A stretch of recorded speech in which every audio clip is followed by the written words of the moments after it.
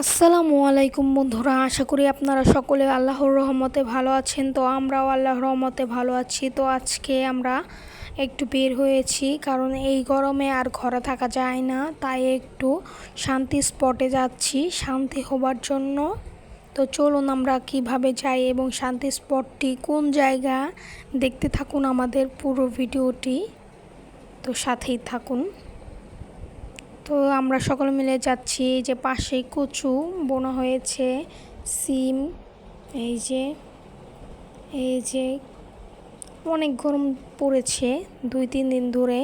2-3 দিন আগে বৃষ্টি ছিল, 3 দিন ভরে আবারও গরম পড়েছে। তো এই তো আমি গাছ দেখাচ্ছি। এই যে আমরা এসে পড়েছি শান্তি স্পটে। এই জায়গায় অনেক বাতাস, আর কয়েকদিন আগে পানি আসলো, তো পানিগুলো শুকিয়ে গিয়েছে, তার জন্য আসতে পারছি, নাহলে পানি থাকলে আর আসতে পারতাম না। ওই যে একটা জালি কুমড়া ধরে আছে, পুঁই শাক, সব ধরনের সবজি বোনা হয়েছে এই পাশটায়। তো ওটা হচ্ছে টং, গরমের জন্য সব পোলাপান মিলে টং বানিয়েছে ওই জায়গায়। তো দেখতে থাকুন আমাদের পুরো ভিডিওটি। এই যে হালকা হালকা পানি আছে, তাও ওই সাইডে যাইতে চাচ্ছি, কিন্তু আমার মা যাইতে চাচ্ছে না। ওই যে গরুর জন্য আমি যাইতে পারতাছি না, পরে দৌড় দিছিলাম ওই সাইড দিয়ে। তো ওই সাইড দিয়ে যাবো, আপনারা ভিডিওটি সম্পূর্ণ দেখবেন, কোথাও যাবেন না। তো এখন ওই সাইডেই যাচ্ছি। দুইটা গরু একবারে রাস্তার মাঝখানে, কিভাবে যাব ভয়ও করছে। এদিক দিয়ে আমি কচুরি পানা তুলে নিয়েছি একটা। এই যে মুরগি দেখা যাচ্ছে, এই যে এটা হচ্ছে কলা গাছ, পুকুরের পাশেই লেবু গাছও আছে। এই যে লেবু গাছ, এই যে তার পাশেই ফুল গাছ। ওই যে পোলাপানরা পুকুরে গোসল দিচ্ছে, সাঁতার কাটছে, কি সুন্দর দৃশ্য, তাই না? হ্যাঁ, এটাই হচ্ছে গ্রামের দৃশ্য।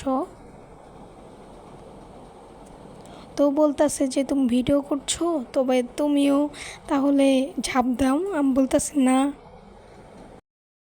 তো অনেকক্ষণ ধরে আমি এই ওদের গোসল দেখছি, পুকুরে কিভাবে সাঁতার কাটে। তো আমি নিজেও সাঁতার কাটতে পারি না। তো এইভাবে আমরা দেখছিলাম, পরে আবার চলে যাইতাছি, একটু পরে যাব।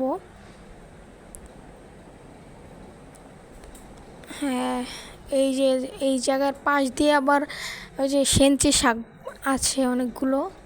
এই যে, তো এখন আমরা চলে যাচ্ছি।